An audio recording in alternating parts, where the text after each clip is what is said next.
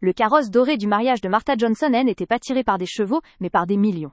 Le lieu choisi, une salle de réception historique près de Hyde Park, à Londres, suintait une opulence qui rendait l'air lourd, parfumé à l'héliotrope et à l'arrogance.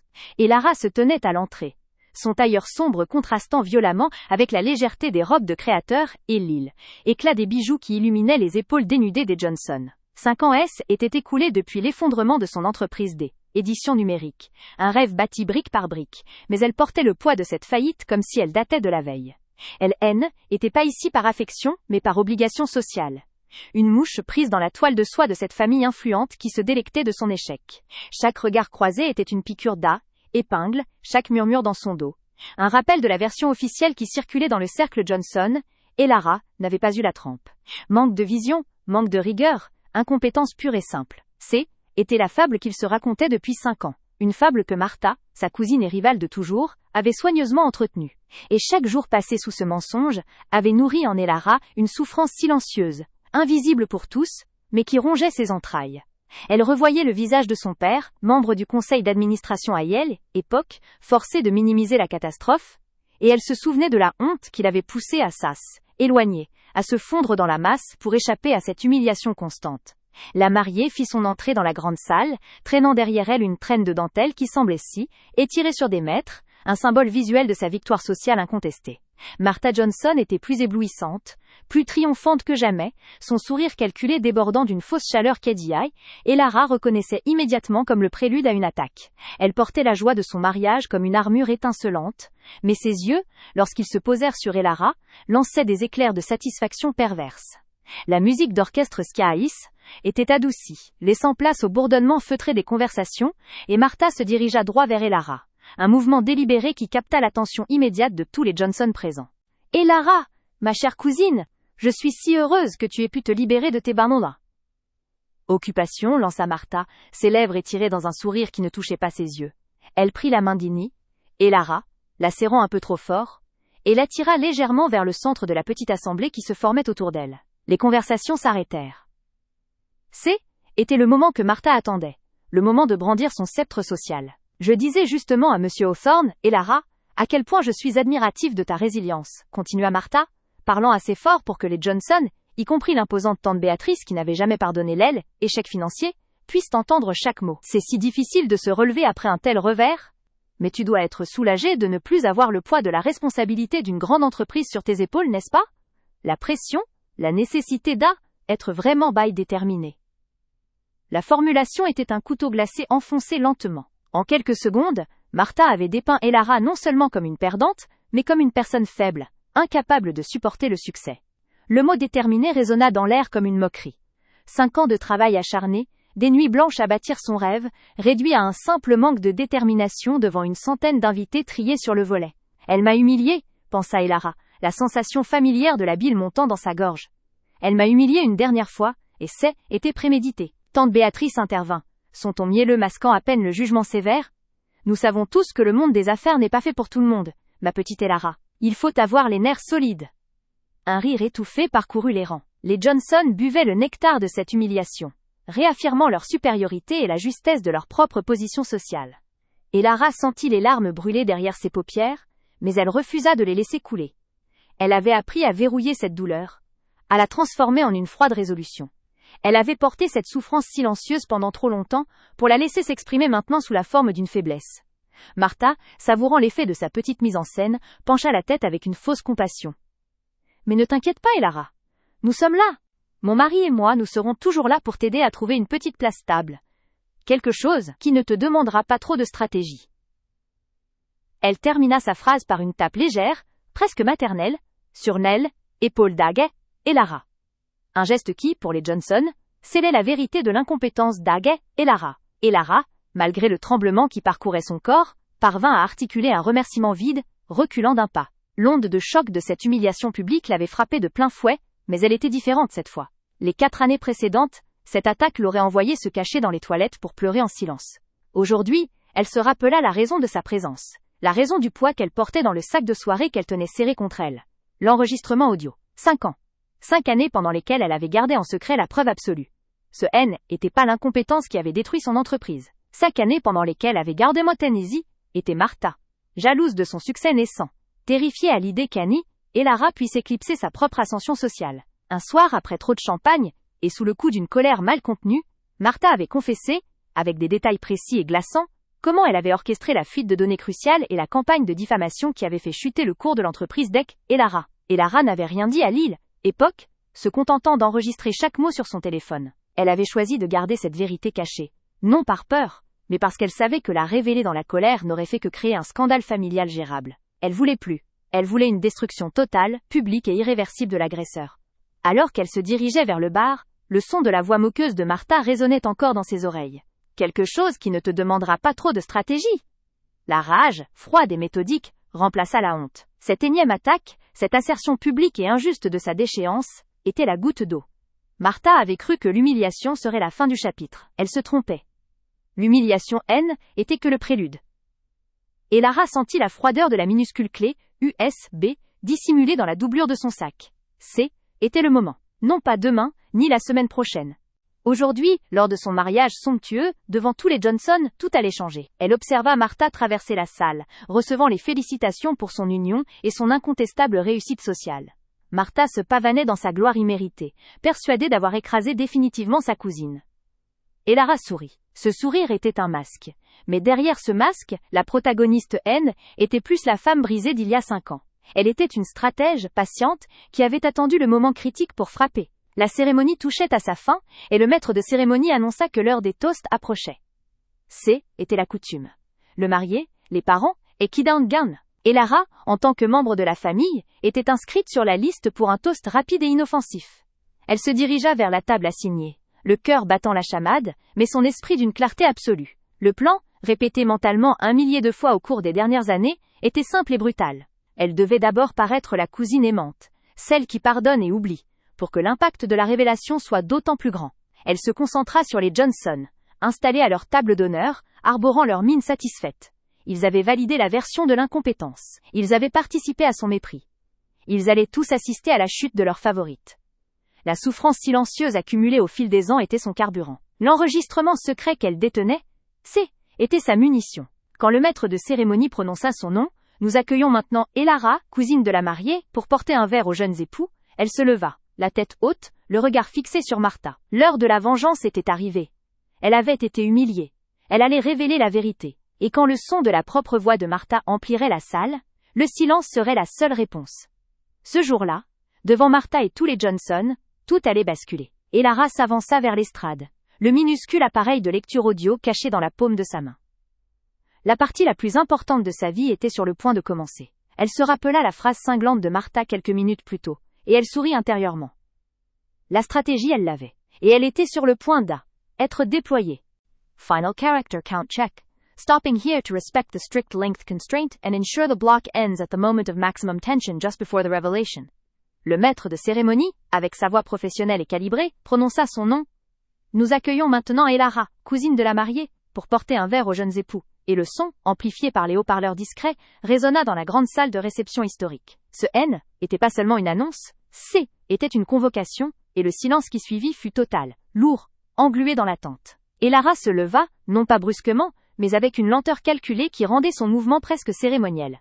La tête haute, elle fixa Martha, qui trônait à la table d'honneur, sa traîne de dentelle étalant comme une vague de mer blanche et arrogante. L'heure de la vengeance était arrivée. Les 15 mètres qui séparaient sa petite table discrète de l'estrade dorée devinrent un couloir d'examen public. Chaque pas sur le tapis de velours bordeaux était un pas sur la tombe de son ancienne vie. Elle sentait le poids des regards de la famille Johnson, ses yeux perçants et habitués à juger, à cataloguer et à condamner. Les Johnson s'attendaient à ce qu'elle s'effondre, à ce qu'elle bégaye un toast médiocre, rempli de clichés sur l'amour et le bonheur, avant de regagner sa place dans l'ombre de leur succès. Ils attendaient la preuve finale de sa marginalisation. Martha, d'ailleurs, ne se gênait pas pour afficher une mine triomphante.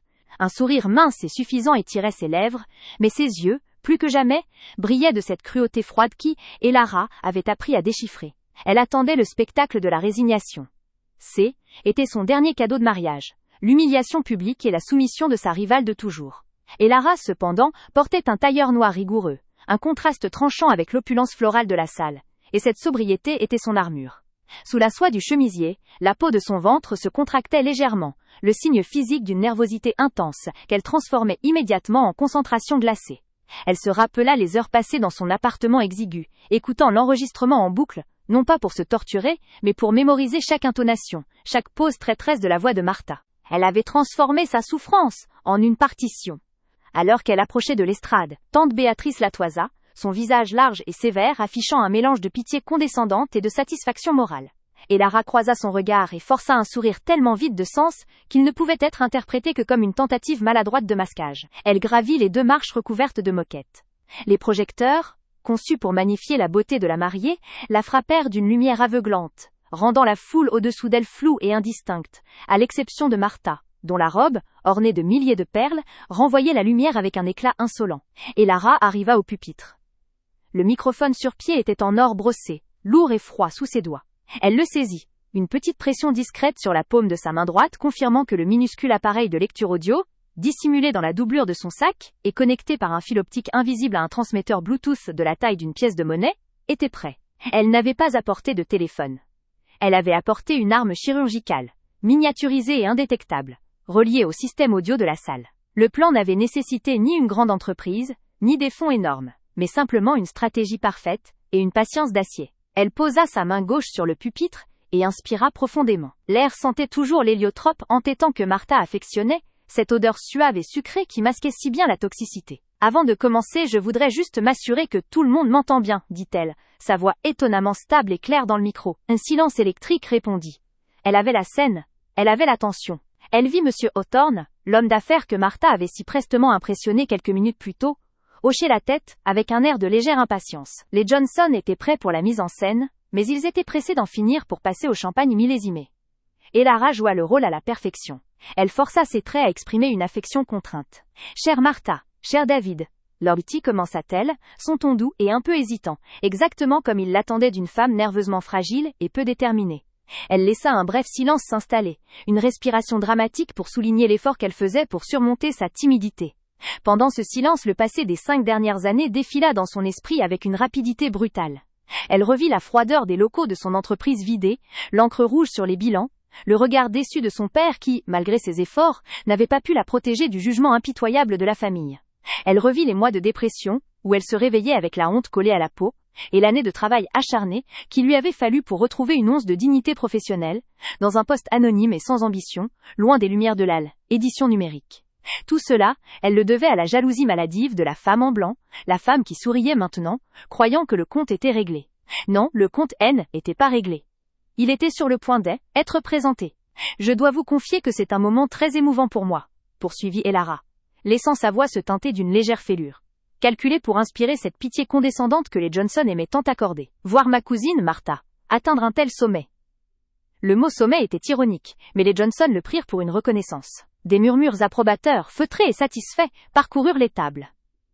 Tante Béatrice sourit, un sourire qui disait « Elle admet enfin sa place ». Et Lara continua son discours en décrivant, avec une emphase délibérée sur la grandeur, la beauté du mariage, l'opulence de la salle et l'incontestable réussite sociale de Martha. Elle utilisa des adjectifs hyperboliques, peignant une image de perfection imméritée, pour que la chute soit d'autant plus vertigineuse. Nous savons tous à quel point Martha a travaillé pour arriver là. Elle a toujours été la plus. Et Lara fit une pause, cherchant le mot juste, mais en réalité, donnant le temps à l'assemblée d'anticiper le cliché de la femme forte au climat ou le service de volailles rôties et de légumes glacés avait pris fin, laissant derrière lui une atmosphère lourde de digestifs coûteux et de satisfaction sociale. Les verres de champagne scintillaient sous les lustres monumentaux de la salle de bal historique, marquant l'heure sacrée des discours. L'air, déjà saturé de vanité, se figea d'une attente gourmande. Était le moment où les Johnson, jamais avares de louanges sur eux-mêmes, s'assuraient que chaque invité comprenait leur place dans l'ordre social. Et Lara, assise à une table latérale, observait la foule avec une distance clinique. Elle savait que son rôle dans cette mascarade était être le dommage collatéral, la preuve vivante que elle, échec N, n'étaient pas permis dans leur cercle. C'est tante Bérénice, la matriarche officieuse des Johnson, qui prit la parole. Sa voix, claire et autoritaire, balaya la salle. Après avoir encensé la mariée, et le marié avec un lyrisme excessif, elle tourna son regard vers Elara. Un mouvement qui ressemblait à celui d'un prédateur marquant sa proie. Maintenant nous avons une invitée spéciale. Une cousine qui a traversé des épreuves. Elara, monte nous dire quelques mots. Nous sommes tous là pour te soutenir. Le mot « soutenir » était prononcé avec une fausse douceur, une invitation subtile à la repentance publique. Un murmure parcourut les tables. Les Johnson s'attendaient à ce qu'Harry et Lara fassent une brève et humiliante apparition. Une sorte de mea culpa masqué pour son échec professionnel, validant ainsi la version officielle de son incompétence. Martha, assise au centre, arborait un sourire figé, les yeux brillants d'anticipation malveillante. Elle était déjà positionnée pour savourer ce moment. Et Lara sentit la chaleur monter à ses joues, non de honte, mais d'une ferveur froide et implacable. 5 ans de mépris, de dîners manqués, de regards condescendants, tout convergeait vers cette estrade. Elle se leva, ses mouvements mesurés, chaque pas vers la petite estrade en bois ciré étant le poids d'une année. Son tailleur sombre, sobre et puissant, contrastait avec le blanc écrasant de la robe de Martha. Dans sa pochette de soie noire, son doigt effleura le petit appareil rectangulaire. Son arme secrète. L'enregistreur numérique, minuscule et sophistiqué, était son bouclier, son épée. Il contenait la vérité, encapsulée dans le son de la voix de Martha, une confession gardée en secret pendant plus de 1800 jours. Alors qu'elle montait les marches, la foule des Johnson se tut, attendant le spectacle. Et Lara prit le micro, réglant la hauteur, gagnant du temps pour ancrer sa détermination. Elle regarda Martha droit dans les yeux. Le visage de la mariée était un masque de triomphe. Elle s'attendait à entendre Lara bégayer une vague bénédiction, puis hausse, éclipsée rapidement. La mémoire Lara la ramena 5 ans en arrière, à la nuit de la confession. Ce n'était pas un dîner formel, mais une petite fête privée chez Martha, juste quelques jours après l'effondrement brutal de l'entreprise Lara. L'entreprise, son rêve, avait été détruite par des fuites d'informations confidentielles et une série de sabotages logistiques qui avaient paralysé les contrats majeurs. Le monde avait cru à une erreur de gestion. Les Johnson avaient répandu l'idée d'une incompétence structurelle. Cette nuit-là, Martha était ivre de victoire et d'un vin rouge trop puissant. Et Lara l'avait trouvée dans le salon, seule, le visage empourpré, riant à moitié. Tu sais, et Lara la vérité et Martha était penchée. Sa voix était qu'un murmure épais et huileux. La vérité est que je ne pouvais pas supporter que tu réussisses. Pas toi, la petite cousine qui osait penser qu'elle pouvait avoir plus de succès que moi. Elle avait alors décrit, avec une fierté glaçante, comment elle avait soudoyé l'ancien assistant et Lara pour accéder aux bases de données. Comment elle avait orchestré la fuite des prototypes vers la concurrence, et comment elle avait personnellement altéré la signature du contrat clé qui avait déclenché la faillite. C'était si facile. Ils croient tous que tu es juste faible. Mais était moi, Martha Johnson. Et Lara, à ce moment-là sous le choc, avait eu le réflexe de sa vie. Elle avait activé l'enregistreur vocal qu'elle utilisait habituellement pour ses mémos de travail, qu'elle avait par chance dans la poche de son jean. Chaque mot, chaque rire satisfait, chaque détail technique du sabotage était scellé sur cette piste audio. Elle n'avait rien dit. Elle avait laissé Martha continuer, enregistrant l'intégralité de la confession, puis elle était éclipsée, le cœur gelé par la trahison. Pendant 5 ans, cette vérité était devenue son fardeau et sa force. Elle avait souffert en silence, reconstruisant sa vie loin des projecteurs, laissant les Johnson jubiler de son échec. Elle attendait ce jour, le jour où l'opulence de leur triomphe serait la scène parfaite pour leur chute. Elle revint au présent. Le silence de la salle était tendu. « Chère Martha, cher Stephen » commença Lara, sa voix grave et parfaitement posée, coupant l'air comme du verre. Elle ne tremblait pas. « Je suis très honorée d'être ici, en ce jour si important. Un jour où l'on célèbre l'union, mais aussi, plus profondément, la vérité des liens qui nous unissent. » Elle leva son verre, fixant Martha, qui commençait à froncer légèrement les sourcils, troublée par la rhétorique inhabituelle. Les autres Johnson, en revanche, ne voyaient rien de suspect, attribuant l'intensité et Lara à la nervosité ou à la rancœur. En tant que membre de la famille, j'ai vu Martha grandir. J'ai vu son ambition, sa détermination et son goût pour l'excellence, continua Lara. Elle utilisa le mot « excellence » avec un sarcasme à peine audible, une nuance qui échappa à la majorité mais qui frappa Martha comme un pic à glace. Martha redressa le dos, son sourire devenant plus forcé. Elle sentait le danger, mais ne pouvait pas identifier sa source. Elle chuchota à son mari « Elle est étrange, qu'elle finisse vite !» Et Lara poursuivit, le ton s'assombrissant. « J'ai moi-même été une entrepreneuse, et comme beaucoup d'entre vous le savent, ma carrière s'est effondrée il y a 5 ans. » Elle fit une pause, laissant le poids de cette humiliation publique emplir l'espace. Elle pouvait entendre des chuchotements méprisants. « Ah, la voilà qui va se plaindre encore !» Pendant 5 ans, la version officielle, celle que toute la famille a acceptée, a été simple. J'ai manqué de compétences. J'ai manqué de vision. J'ai simplement échoué, dit Lara, sa voix résonnant avec une ironie tranchante. On m'a montré du doigt. On m'a mise à quel écart. J'ai été humiliée publiquement, et j'ai porté cette douleur en silence. Elle marqua une longue pause dramatique, balayant du regard les visages confortablement installés des Johnson. Mais ce soir, je ne suis pas venue pour porter un toast traditionnel. Je suis venue pour offrir un cadeau. Un cadeau de mariage d'une valeur inestimable, la vérité. Le silence devint total. Ce N était plus le silence de l'attente polie, mais un silence prédateur, lourd de confusion et d'une pointe de peur. Martha la fixait, son maquillage parfait ne parvenant plus à masquer une panique naissante. Elle savait ce que signifiait le mot « vérité » dans la bouche d'Elara. « Je crois fermement », déclara Elara, se penchant vers le micro comme si elle confiait un secret à chaque invité, qu'un mariage doit commencer sur des bases solides et transparentes. Et avant de souhaiter le bonheur éternel à Martha, je dois m'assurer que toute l'assemblée comprenne la véritable nature de la mariée qu'il célèbre. Sans détourner le regard de Martha, dont les yeux ailés, écarquillaient de terreur, Elara porta la main à sa pochette. Ses doigts trouvèrent le bouton. Un minuscule clic presque inaudible, noyé par le silence général. Le petit voyant rouge clignota. Elle plaça l'appareil juste sous le micro de l'estrade. « Ce que vous allez entendre, » annonça Elara, sa voix sasse, élevant au-dessus de la salle figée, est le son de la véritable compétence de Martha Johnson. Le son d'une âme oubliée qui reprend enfin le pouvoir. Elle retira sa main. Un grésillement léger sortit des haut-parleurs dissimulés dans les murs de la salle de réception. Des grésillements qui avaient coûté des milliers de livres aux Johnson. Puis, la voix de Martha, 5 ans plus jeune, mais indéniablement la sienne, retentit, forte, claire et horrifiante dans le silence solennel. « C'est, était si facile. Ils croient tous que tu es juste faible. Mais, était moi. Moi, Martha Johnson. » La phrase, isolée et amplifiée, frappa l'assemblée avec la force d'un coup de marteau. La foule était pétrifiée, les coupes de champagne suspendues en l'air. Les Johnson, qui s'attendaient à une banale humiliation de la part d'Elara, étaient en train d'être détruits par leur propre sang.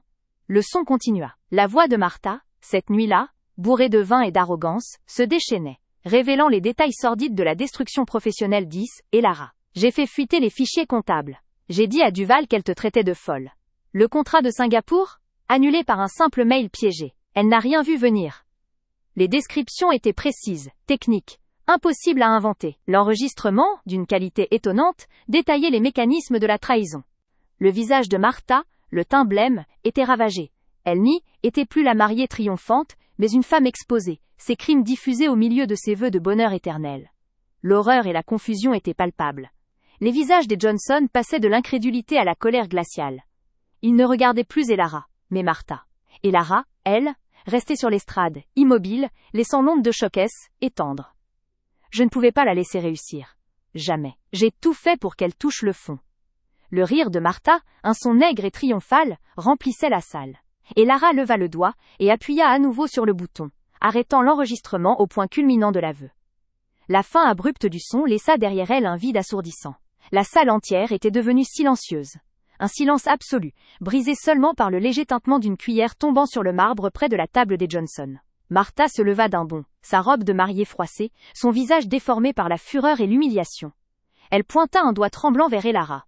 « Tu n'aurais pas dû. » Les mots se perdaient, brisés par l'onde de choc. Elara, enfin libérée du poids de la souffrance silencieuse, sourit. Un sourire qui n'avait rien de joyeux, mais qui exprimait une justice durement gagnée. Elle regarda les Johnson. Leurs yeux ne la condamnaient plus. Ils regardaient la mariée, leur parfaite Martha, qui venait d'être exposée comme une criminelle manipulatrice. 5 années d'humiliation, dit Elara, remettant l'enregistreur dans sa pochette. Vous avez cru à l'incompétence. Vous avez cru à la version de la faiblesse. Mais la vérité est que j'ai été sabotée par la jalousie. Et ce soir, devant vous tous, j'ai révélé la vérité. Elle marqua une pause, la gorge serrée par l'âle, émotion contenue depuis si longtemps. Martha, tremblante, tenta de s'avancer vers l'estrade, mais elle fut retenue par son propre mari, Stephen, dont le visage affichait une confusion terrible et une trahison naissante. Il venait d'épouser une saboteuse. Elara descendit de l'estrade, le silence de la foule l'accompagnant. Elle avait atteint son objectif. La catharsis était brutale, immédiate et totale. Ce jour-là, devant Martha et tous les Johnson, tout a changé. La démolition était achevée. Elle avait retrouvé sa valeur et sa voix. Je ne pouvais pas la laisser réussir. Jamais. J'ai tout fait pour qu'elle touche le fond, astérisque. Le rire de Martha, un son aigre et triomphal, remplissait la salle. Elara leva le doigt et appuya à nouveau sur le bouton, arrêtant l'enregistrement au point culminant de l'aveu. La fin abrupte du son laissa derrière elle un vide assourdissant. La salle entière était devenue silencieuse. Un silence absolu, brisé seulement par le léger tintement d'une cuillère tombant sur le marbre près de la table des Johnson. était le silence d'un miroir brisé. Martha se leva d'un bond. La soie et le satin de sa robe de mariée froissés par la violence du mouvement.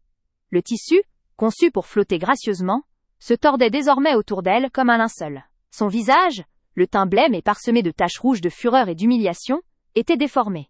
Elle pointa un doigt tremblant vers Elara. Un geste qui se voulait accusateur mais qui était qu'un spasme incontrôlé. Tu n'aurais pas dû. C'est un mensonge. C'est un montage. Ces mots étaient hachés, la voix aiguë et dénuée de toute la sophistication qu'elle était efforcée d'acquérir. L'air autour d'elle semblait vibrer sous l'effet de sa rage impuissante.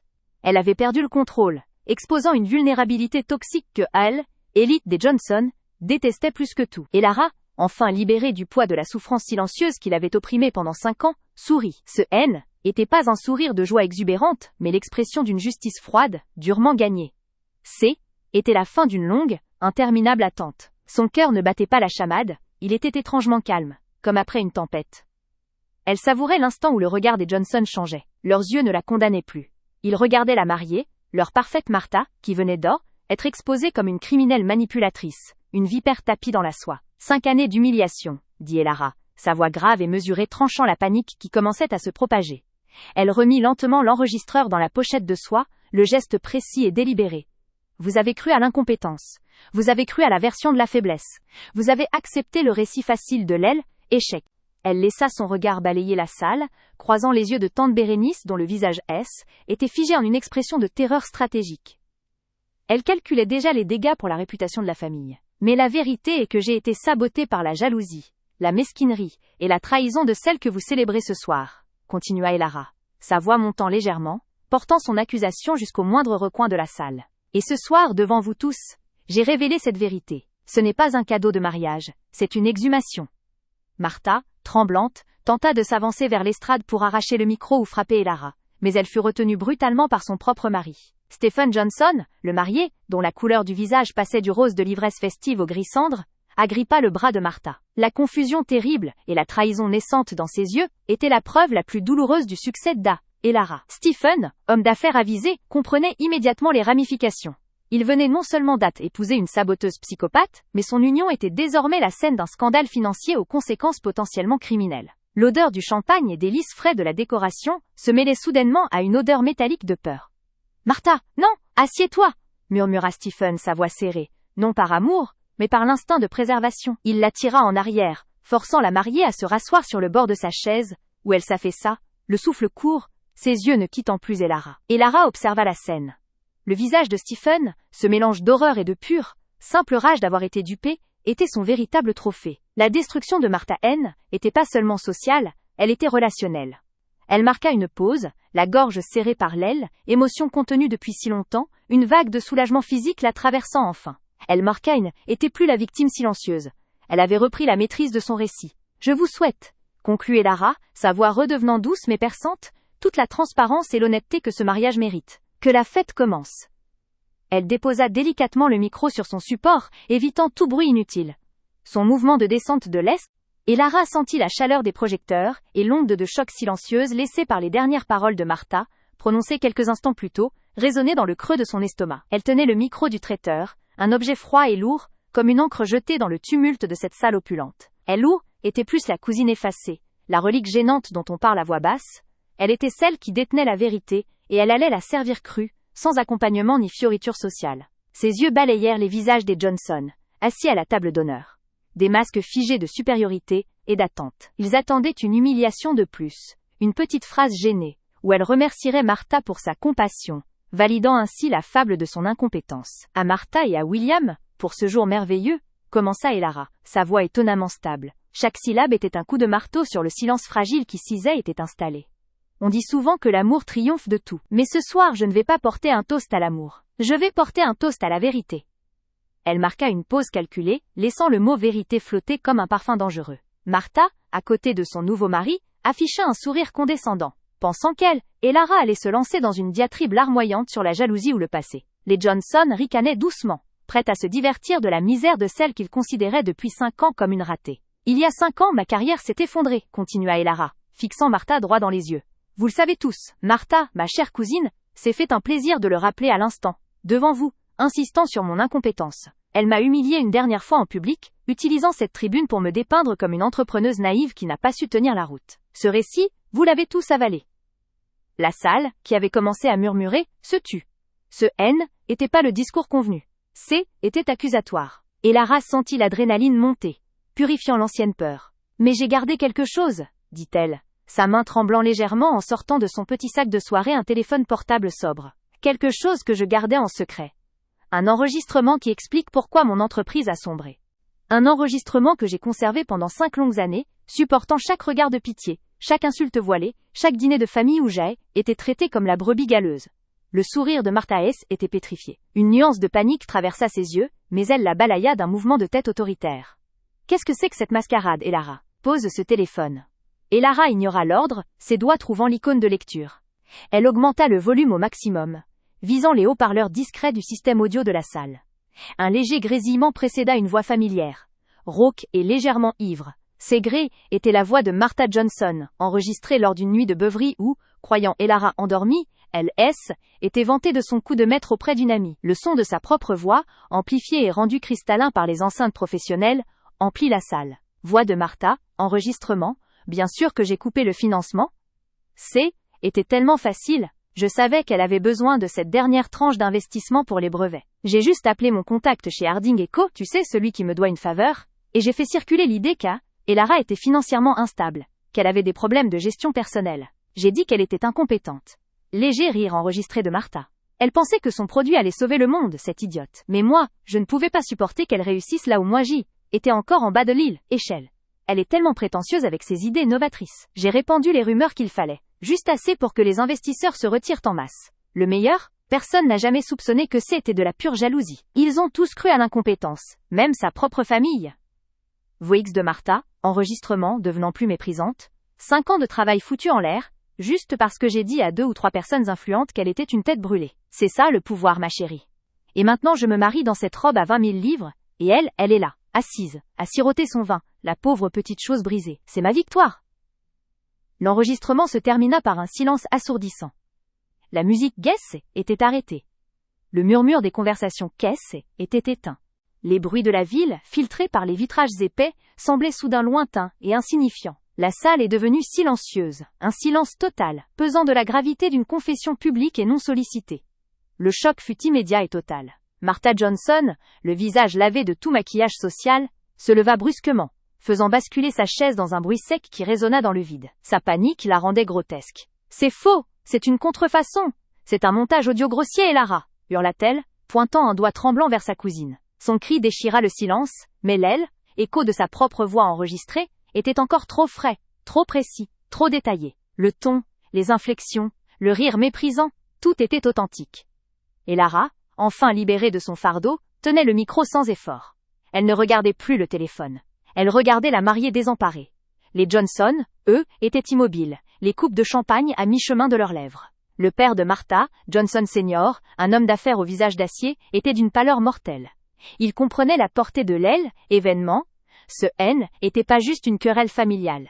Était un scandale financier et une révélation dévastatrice devant 150 des personnes les plus influentes de Londres. « C'est ta voix, Martha », répondit Elara, sa voix douce mais ferme, contrastant avec l'hystérie de la mariée. 5 ans que je la porte en moi. 5 ans d'humiliation où vous m'avez tous regardée comme une incapable, pendant que Martha célébrait sa victoire.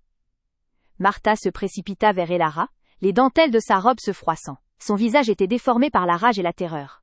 « Donne-moi ça! Donne-moi ce truc !» Elara recula d'un pas, protégeant le micro, mais ne craignant plus rien. Elle avait joué sa carte maîtresse. L'agresseur était exposé, sa façade sociale se fissurant sous la pression. « Tu as dit que Sri était ta victoire, Martha !»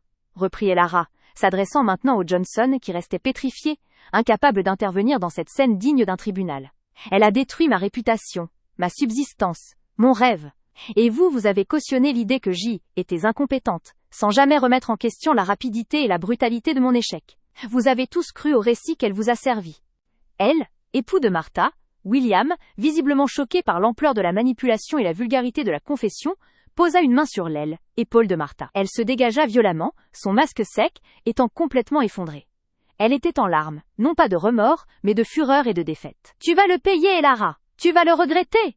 cria-t-elle, sa voix se brisant. « J'ai déjà payé le prix, Martha !» répondit Elara avec une dignité retrouvée. 5 ans de silence, c'est le prix que j'ai payé pour que ce moment soit parfait. Pour que tous les Johnson, et tous vos amis, comprennent qui est la personne que vous célébrez aujourd'hui. Elle déposa délicatement le microphone sur la table, le bruit du métal heurtant le bois verni brisant une nouvelle fois le silence écrasant. Elle avait révélé la vérité. Le mariage était irrévocablement brisé. L'image de Martha, celle de l'ange Johnson, la mariée parfaite, était démolie publiquement, réduite en miettes par sac, écho de sa propre arrogance. Elara se redressa, la tête haute. Elle sentait le poids de tous les regards, mais ce N était plus le regard de la pitié ou du mépris. C était le regard de la stupeur et de la reconnaissance tardive. Elle n'avait pas besoin de plus de mots. La preuve était irréfutable. Elle avait repris sa valeur et sa voix. Elle se détourna de la table d'honneur, où Martha était maintenant maintenue par son mari, sanglotant dans une humiliation totale. Elle traversa la salle de bal, le long tapis rouge qui semblait si étiré à l'infini. Chaque pas était une libération, un souffle qu'elle n'avait pas pris depuis 5 ans. Elle entendait derrière elle des murmures qui commençaient à cesse, élevés, non plus de rire ou de fête, mais de choc, d'incrédulité et de panique sociale. En atteignant les portes massives de la salle, elle se retourna une dernière fois. Le chaos régnait désormais à la table des Johnson, une famille riche et puissante, soudainement exposée dans sa laideur interne. Martha était une caricature de mariée déchue. Ce jour-là, tout a changé, pensa Elara, franchissant le seuil. Elle laissait derrière elle l'opulence d'un mariage détruit, le silence brisé d'une famille démasquée, et retrouvait enfin la lumière. Elle avait rendu la justice qu'elle était promise. La vengeance était pas douce, elle était cathartique et absolue. L'air frais de Londres l'accueillit, et pour la première fois en 5 ans, Elara sourit. Elle était libre. Elle déposa délicatement le microphone sur la table, le bruit du métal, heurtant le bois verni brisant une nouvelle fois le silence écrasant. Ce son, simple et définitif, était le point final d'un chapitre de 5 années. Elle avait révélé la vérité. Le mariage était irrévocablement brisé. L'image de Martha, celle de l'ange Johnson, la mariée parfaite, était démolie publiquement, réduite en miettes par les échos de sa propre arrogance. Johnson Senior, le patriarche, luttait pour respirer. Son visage, habituellement gravé de l'assurance des milliardaires, était un masque tremblant de réalisations catastrophiques. Il ne voyait pas seulement la ruine du mariage de sa fille. Il voyait les titres de presse, les audits qui allaient suivre, les investisseurs qui se retireraient en masse, et les années de construction de sa réputation familiale s'effondraient en quelques minutes. La salle empestait le champagne éventé, le parfum lourd des fleurs coupées et, désormais, la peur brûlante. Elara se redressa, la tête haute, une statue de dignité au milieu du désastre qu'elle avait créé avec une précision chirurgicale. Elle sentait le poids de tous les regards, 1000 aiguilles invisibles pointées sur elle. Mais ce N était plus le regard de la pitié ou du mépris. C était le regard de la stupeur, de l'incrédulité, et pour certains, une reconnaissance tardive, mêlée de la crainte que cette même vérité ne vienne un jour les frapper. Elle n'avait plus besoin de mots. La preuve était irréfutable, gravée dans l'air de la salle. Elle avait repris sa valeur et sa voix. Elle tourna le dos à la table d'honneur. Martha, lâchant un cri guttural de bête blessée, était maintenant entièrement accaparée par William. Son tout nouvel époux la maintenait fermement, non par affection, mais pour empêcher une agression physique qu'il craignait autant que l'humiliation. William, le visage blême et les yeux vides, ne regardait pas Martha. Il regardait le sol, comprenant qu'il venait d'épouser une conspiratrice jalouse et vindicative dont la cruauté dépassait l'entendement. Ses costumes chers et son éducation bourgeoise ne l'avaient pas préparé à cette vulgarité crue, à cette bassesse calculée. Il ne tenait pas sa femme, il tenait une bombe dégoupillée, et il se demandait déjà comment annuler le mariage avant minuit.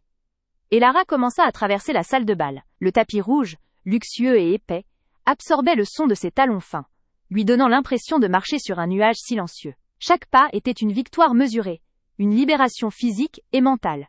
Elle avait porté ce fardeau, cette culpabilité imméritée, dans le silence de son propre isolement, pendant 5 longues années. Le temps était plus une prison, il était devenu son allié, aiguisant sa patience jusqu'à délai, à ce qu'elle soit capable de frapper, au moment où la chute serait la plus dévastatrice. Les invités, auparavant un public passif et privilégié, se séparaient sur son passage comme les eaux de la mer Rouge. Elle remarquait les détails. La main d'une femme riche couvrant sa bouche, le versement maladroit d'un vin rouge sur une nappe immaculée, le mouvement frénétique des téléphones portables qui sortaient des poches pour capter le désastre ou contacter un avocat. Le silence, brisé par le sanglot rauque de Martha et les tentatives étouffées de Johnson Senior pour ordonner le calme, était la bande sonore de son triomphe. J'ai survécu à leur regard, pensa Elara, son cœur battant un rythme lent et puissant. J'ai survécu à leur jugement, à leur sourire de pitié. Maintenant, c'est à eux de survivre à la vérité. Elle sentait l'énergie de la salle monter autour d'elle, passant du choc au chaos contrôlé. Les murmures commençaient à cesse, élevés, non plus de rire ou de fête, mais d'urgence et de panique sociale. Est-ce que c'est vrai? Le financement de Harding & Co? Une jalousie pareille. Ces fragments de conversation, comme des éclats de verre, confirmaient la destruction. La splendeur des chandeliers en cristal, qui avaient illuminé l'amour fin de Martha, éclairait maintenant la honte des Johnson. Au milieu de la salle, elle croisa le regard d'une de ses anciennes investisseuses, Madame Dubois, qui l'avait brusquement lâchée 5 ans plus tôt, croyant aux rumeurs d'incompétence. Madame Dubois ne pouvait soutenir son regard. Elle baissa la tête, saisissant son sac de soirée avec une force excessive, la culpabilité et la reconnaissance de son erreur gravée sur ses traits. Pour Elara, cette dérobade valait toutes les excuses publiques du monde. Elle avait réhabilité son honneur sans jamais avoir à prononcer le mot « excuse ». Elle atteignit les portes massives de la salle de réception. Des portails en chêne sculpté qui semblaient mener à une autre dimension. Elle posa la main sur la poignée froide et lisse, l'ancrage sensoriel nécessaire avant de s'extraire définitivement de ce cirque. Elle prit une inspiration profonde, inhalant l'air lourd, saturé de mensonges et de fleurs fanées, puis se retourna une dernière fois. Le spectacle était complet. La table d'honneur était le théâtre d'une tragédie domestique en temps réel. Johnson Senior avait finalement réussi à se lever, chuchotant des ordres urgents à un assistant visiblement dépassé, son visage passant du rouge cramoisi au gris cendre. Il essayait désespérément de sauver les apparences, de maîtriser le tumulte, mais, l'événement était irréversiblement hors de contrôle. Martha, sa robe de mariée transformée en linceul grotesque de dentelle et de tulle froissée, hurlait maintenant dans les bras de William, des larmes noires coulant sur ses joues, mélangeant mascara et poudre coûteuse. Elle était une caricature de mariée déchue, l'incarnation de la petitesse exposée. Elara ne ressentait ni pitié, ni même une joie exubérante. Seulement un calme profond, la satisfaction d'une dette enfin soldée. La vengeance-haine était pas une émotion chaude et enivrante. Était un acte froid, calculé, une nécessité chirurgicale. Ce jour-là tout a changé, pensa Elara, le murmure intérieur se superposant aux sons assourdis du désordre. Elle ne quittait pas seulement une fête, elle laissait derrière elle